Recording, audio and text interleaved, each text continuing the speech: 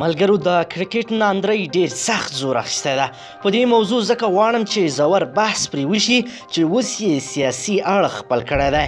راځئ چې راپور وګورو اصلي قیسې څه روانې دي او د پردې تر شا څه دي او ولې داسې کیږي او امرخیل ولې داسې سخت غبرګون ښکاره کړ او عاطف مشل ته یې ولې اخطار ورکړ. درنو لیدونکو او مینوالو السلام علیکم، وخت مو پخیر. امرخیل د کرکټ بورډ مشرتابه د کرکټ په الف او ب هم نه پوهیږي. د افغان ولسمشر محمد اشرف غني سلاکار او د افغانستان د کرکټ بورډ برحاله غړی ضیاء الحق امرخیل نن بیرته د ملي لوبډلې د کپتان په توګه د اصغر افغان په ټاکنه سخت غبرګون ښودلی دی او ویلي دي چې د بورډ مشرتابه د کرکټ په الف او ب هم نه پوهیږي. ضیاء الحق امرخیل په خپلې فیسبوک پاڼې باندې په یو تازه پوسټ کې لیکلی دی چې د افغان کرکټ بورډ مشرتابه په الف ب هم نه دی خبر، دغه راز د عدم مدیریت وظیفوي غیابت هم نه پوهیږي. ښاغلی امرخیل د افغانستان کرکټ بورډ د مشر فرهان یوسفزي نننۍ پریکړې ته په اشارې سره ویلي دي چې د خپلسرو احساساتي او نامعقولو پریکړو سره د بورډ نور غړو نه همغږي او نه هم په بد عواقبو کې شریک دی. هغه د افغان ولس نننیو سختو غبرګونونو ته په ځواب کې ویلي دي چې د کرکټ بورډ د یوې غړي په توګه هغه په دې پریکړه کې شریک نه دی او دا یوازې د خپلسریو نتیجه ده. امرخیل وروسته له هغې دا غبرګون وښودو کله چې نن د افغانستان د کرکټ بورډ مشر فرهان یوسفزي د یو ناڅاپي خبرې کانفرانس له لارې د لوبډلې کپتان راشد خان لرې کړ او پر ځای یې پخوانی لوبډل مشر اصغر افغان بیرته د کپتان په توګه اعلان کړ.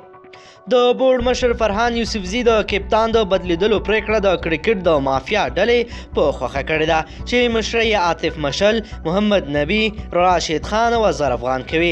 د لوبډل مشر په توګه د اصغر افغان په ټاکنه کې شمیر افغانان سخت غبرګون ښودلی دي. دوی ادعا کوي چې د بورډ مشر فرهان د یوې ځانګړې مافیا ډلې په خوښه یاده ټاکنه کړې ده او وایي چې ژر تر ژره دې دغه پریکړه لغوه اعلان شي. د دغې پریکړې په لومړۍ ورځ د ملي لوبډلې بل پخوانی لوبډل مشر ګلبدین نایب هم د ملي لوبډلې څخه لار جلا کړه. نوموړي نن ماښام په خپله فیسبوک پاڼه په ژوندۍ بڼه راغلی و او د ډیرو رازونو یې پرده پورته کړه. ګلبدین نایب ویل تر هغې پورې چې اصغر افغان د افغانستان لوبډل مشر وي نو دی به د ملي لوبډلې غړی نه وي او یوازې به په کورنیو سیالیو کې لوبیږي. ګلبدین نایب په لوبډله کې د نه لوبېدو علتونه هم له هیوادوالو سره شریک کړ. د هغه پر وینا اصغر افغان په تیر نړیوال جام کې د افغانستان له نوم عزت سره ستر خیانت وکړ چې په دې توګه باید لوبډل مشر نه وي ټاکل شوی بلکې محاکمه شوی وای.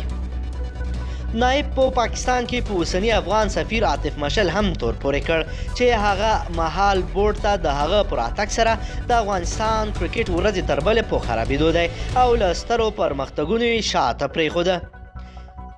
ملګرو شفیق ستانکزی بیا څه وایي؟ د افغانستان کرکټ بورډ پخوانی اجرایوي مشر شفیق ستانکزی بیرته د اصغر افغان په لوبډل مشر کېدو خوښي ښکاره کړې ده او دا یې د افغانستان کرکټ بورډ یوه ښه او غوره پریکړه ګڼلې ده.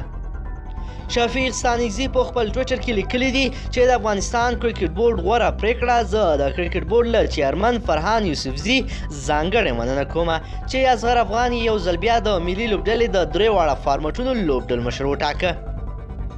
د یادولو ده چې د افغانستان کرکټ بورډ عمومي رئیس فرهان یوسفزي نن په یو خبري ناسته کې د ملي لوبډلې پخوانی لوبډل مشر اصغر افغان یو ځل بیا د افغانستان ملي لوبډلې د درې واړو فارمټونو لوبډل مشر وټاکه.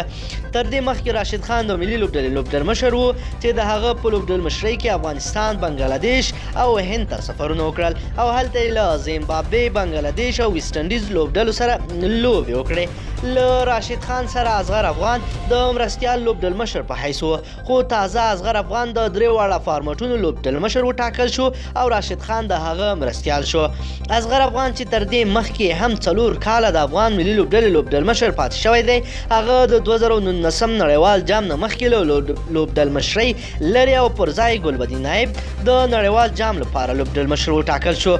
له نړیوال جام تر سره کېدو وروسته بیا ګلبدین نایب لرې شو او د درې واړه بڼو لپاره راشد خان لوبډل مشر وټاکل شو چې اصغر افغان یې مرستیالي کوله خو یو ځل بیا لوبډل مشري اصغر افغان ته وسپارل شوه. دویم راپور. ملګرو راځئ چې په دویم راپور کې څه ضروري خبرې دي. نن د افغانستان د کرکټ بورډ مشر فرهان یوسفزي د یو خبري کنفرانس له لارې د افغان کرکټ بورډ ملي لوبډلې لوبډلمشر راشد خان پر ځای بیرته پخوانی لوبډلمشر اصغر افغان وټاکه، خو په ټاکنه یې د ملي لوبډلې لوبغاړي ګلبدین نایب سخت غبرګون وښوده او د کرکټ د پرېښېدو ټکان ورکوونکې خبرې ورکړ.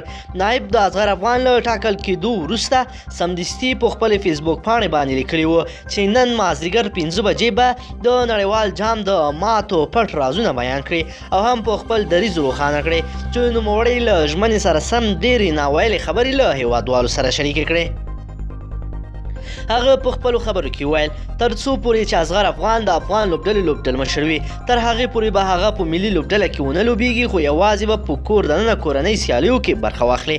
ګلبدین نایب په ژوندۍ بڼه د خپلو خبرو په دوام په لوبډله کې د نه لوبېدو علتونه هم بیان کړل. هغه وویل اصغر افغان چې په نړیوال جام کې له افغانستان سره څومره جفا وکړه په هیڅ صورت کې نه جبرانېدونکې ده او نوموړی باید محاکمه شي، نو کپتان شوی وای. نایب زیاتوي اصغر افغان په نړیوال جام کې د افغانستان نوم عزت سره چې کومې لوبې وکړې زما ضمیر وجدان دا نه مني چې په یوه لوبډله کې ورسره ولوبېږم. هغه وړاندې وایي اصغر افغان نږدې 3 کاله د خپل ورور کریم جنت لپاره زما کرکټ تباه کړ او دغه راز یې د بل افغان لوبغاړي سمیع الله شینواري کرکټ هم تباه کړی دی.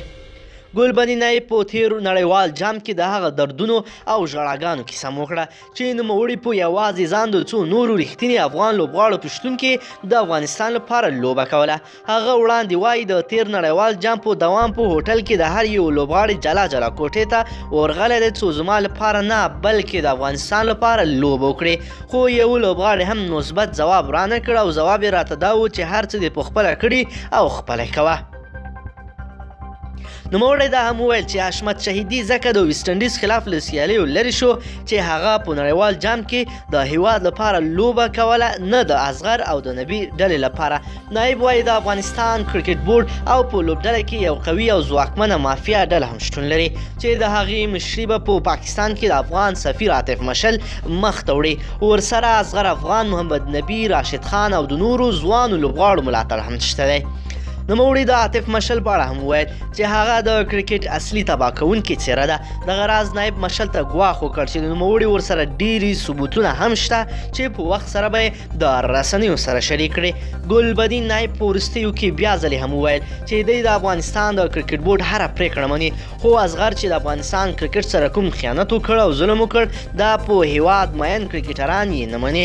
د یادولو ده ګلبدین نایب د افغانستان هغه لړمهاله لوبډلمشر و چې په نړیوال جام کې ورسره د اصغر افغان په مشرۍ محمد نبي، راشد خان او ځینو نورو مشهورو لوبغاړو لوبه نه کوله او په یوازې ځان یې د افغانستان عزت ژغوره.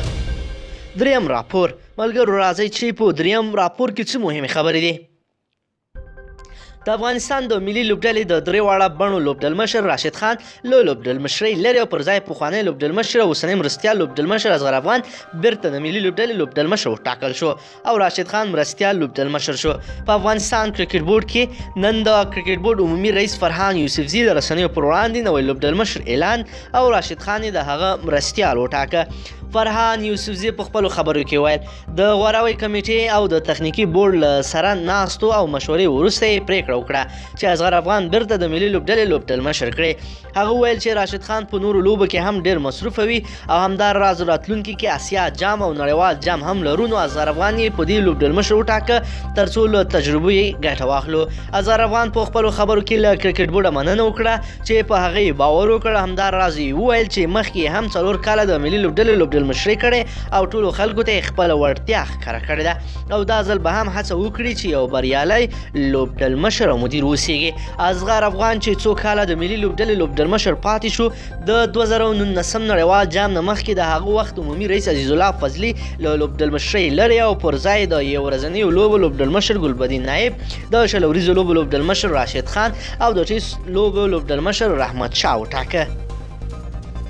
د نوموړي د دغه پریکړې په اړه محمد نبي او راشد خان په ټولنیزو رسنیو کې سخت غبرګونونه هم ښکاره کړ او دغه یوه غلطه پریکړه وبلله. په 2019 نړیوال جام کې افغان لوبډلې هیڅ لوبه ونه ګټله او له هغه وروسته یو ځل بیا د ملي لوبډلې لوبډلمشر بدل او پر ځای راشد خان د درې واړه بڼو لوبډلمشر وټاکل شو او اصغر افغان یې مرستیال لوبډلمشر اعلان شو.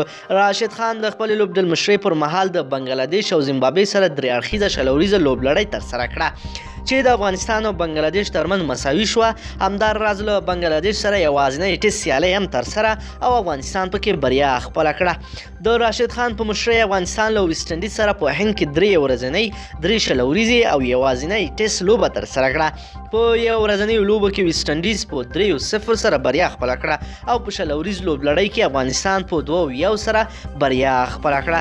همداراز په یوازینی ټیسټ لوبه کې هم ویسټ انډیز د افغانستان لوبډلې ته ماتې ورکړه. درنو لیدونکو دا هغه ستونزې دي چې په افغان کرکټ کې روانې دي. ملګرو موږ تاسو پوهیږو دغه هغه لوبغاړي دي کله چې په دوی مشکل راسي او ستونزې رامخکې شي نو دوی بیا میډیا ته راوځي او غواړي چې د خلکو او عامه ذهنونه خراب کړي. نو که چیرې تاسو سره واقعات وي نو تاسو هم مسؤل یې. تاسو یې ولې له ولس سره نه شریکوئ؟ ولې اداري کمیټو ته نه معرفي کوئ؟ ولې قضایي ادارو ته ولې نه معرفي کوئ؟ درنو لیدونکو که چیرې غواړئ چې له ورته تازه او مهمو پیښو څخه ځان خبر کړئ زموږ چینل در سره ضرور سبسکرایب کړئ، ویډیو لایک کړئ.